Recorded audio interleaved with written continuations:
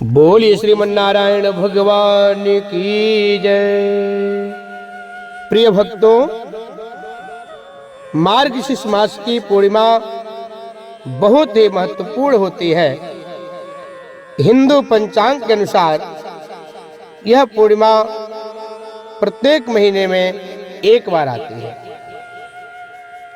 प्रत्येक महीने में एक पूर्णिमा, एक अमावस्या और 2 एकादशी आती है।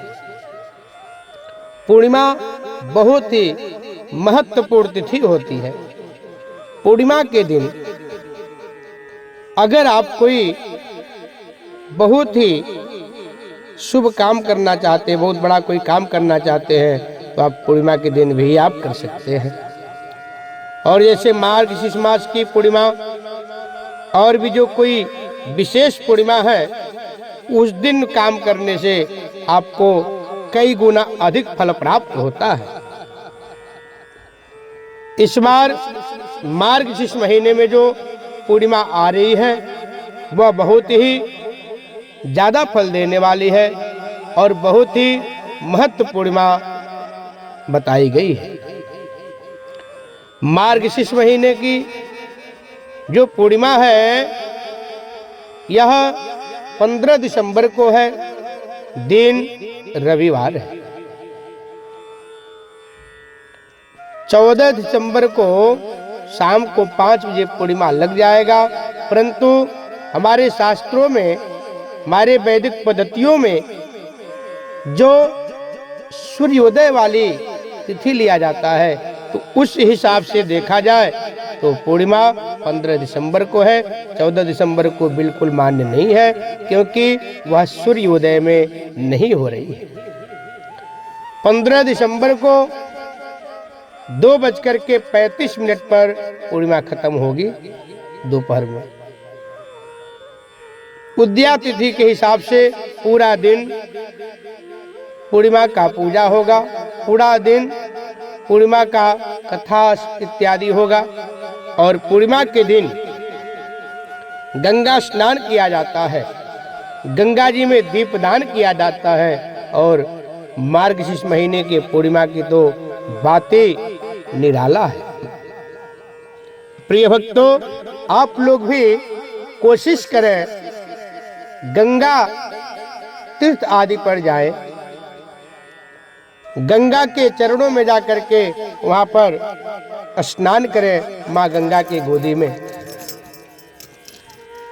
अपने पितरों के लिए, अपने लिए माँ गंगा से प्रार्थना करना चाहिए, आप हमारे घर में सुख समृद्धि ऐश्वर्य की प्राप्ति करें। हे माँ गंगा, आप मेरे ऊपर अपना पूरा आशीर्वाद बनाएं। और अपने पितरों के लिए हाथ में अंजलि बना करके जल दान किया जाता है।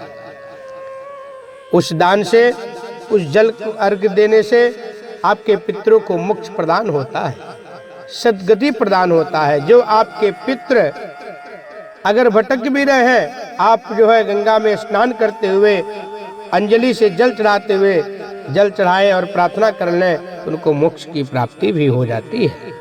साथ ही साथ आप अपने ननिहाल पक्ष के भी, जो आपके पूर्वज नहीं है, पर नाना या नानी नहीं है, उनके लिए भी भगवान से स्मरण करें, गंगा माँ से स्मरण करें, भगवान नारायण से स्मरण करें, प्रार्थना करें।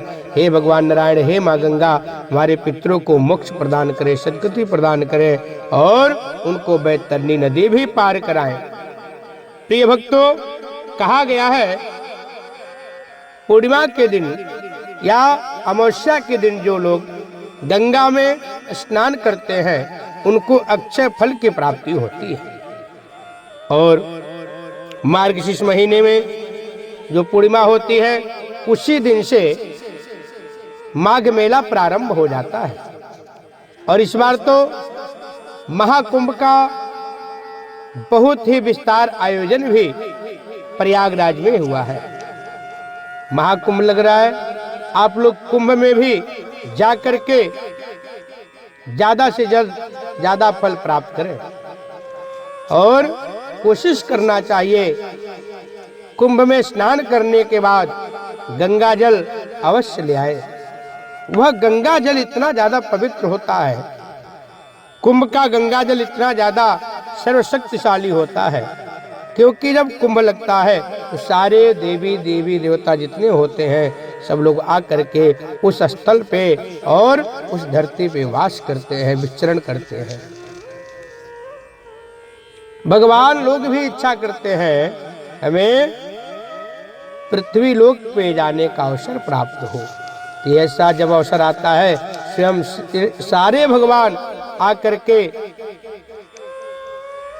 महाकुंभ में वह लोग विचरण करते रहते हैं, भ्रमण करते रहते हैं, क्योंकि सारे जब भगवान आते हैं तो वहाँ पे शक्ति अनेक प्रकार की अपने वहाँ पे जागृत होती है और अपने आप में जो वहाँ का वातावरण होता है बहुत ही सिद्ध वातावरण हो जाता है। उसके साथ साथ उस जगह को इतना ज्यादा शक्ति प्राप्त हो जाता है, केवल वहाँ जाने मात्र से कल्याण हो जाता है, वहाँ जाने मात्र से सारी मनोकामनाएं पूरी होती है। आप लोगों को पता होगा, वैसे जब नॉर्मल टाइम में गंगा में स्नान करने से उस भूमि पर जाने से कितना ज्यादा फल प्राप्त होता है, तो जब महाकुंभ है तो कुंभ में कितना ज्यादा फल प्राप्त होता होगा। तो आप लोग अवश्य जाएं और कुंभ में स्नान करें, माँ गंगा का अपने ऊपर आशीर्वाद प्राप्त करें, साथ में सभी देवी देवताओं का अपने ऊपर आशीर्वाद प्राप्त करें। जो कल्पवास होता है, 4 महीने का कल्पवास किया जाता है, वह मार्गशीर्ष के पूर्णिमा के दिन से शुरुआत हो जाता है। वह 4 महीने तक कल्पवास चलता है। कल्पवास में जो आपको सबसे ज्यादा स्वादिष्ट भोजन, स्वादिष्ट आहार लगता है, उसमें से एक चीज आपको त्यागना पड़ता है, एक चीज हमेशा के लिए छोड़ना पड़ता है। फिर चतुर्मास 4 महीने तक वहां पे रह करके भगवान का 100 अध्याय किया जाता है, भगवान का साधना किया जाता है, जप तप पूजा पाठ वारा करके किया जाता है, व्रत किया जाता है, कथा किया जाता है, कथा श्रवण किया जाता है। इस तरह से कल्पमास का पूरा विधि विधान है। उसके बाद भी यह प्रक्रिया करने के बाद भी कुछ लोग वही उसी बीच में कुछ बड़ा पूजा या साधना भी प्रारंभ कर देते हैं, उसका बहुत अधिक फल प्राप्त होता है और उसके जीवन का वह अनमोल क्षण होता है। क्योंकि जब तक परमपिता परमात्मा का, सभी देवी देवताओं का आपके ऊपर कृपा प्राप्त नहीं होगा, जब तक ऐसा सौभाग्य, ऐसा शुभ अवसर आपको प्राप्त नहीं होगा। तो जो लोग कल्पवास करते हैं, कल्पवास का संकल्प लेते हैं और वह सारा प्रक्रिया, सारा विधि पूरा करते हैं, वो लोग बहुत सौभाग्यशाली हैं, बहुत ही भाग्यशाली है। क्योंकि सब कुछ होने के बाद भी अच्छा काम कोई नहीं कर सकता है। आप सर्व संपन्न है, सब कुछ आपके पास है, पैसा भी है, घर भी है, कारोबार भी है, सब कुछ संपन्न है, सामान भी है पूजा पाठ का, हवन का, लेकिन जब तक आपका भाग्य उदय नहीं होगा, आपके ऊपर दैविक कृपा प्राप्त नहीं होगा, जब तक आप अच्छा काम, सत्कर्म, पुण्य कर्म नहीं कर सकते हैं, तो आप बहुत भाग्यशाली हैं जो कल्पवास का संकल्प लेकर के और उसको पूरा भी कर दिया। जो एक बार कल्पवास करता है वह अपने परिवार के सभी लोगों को मोक्ष प्रदान कराने का शक्ति रखता है।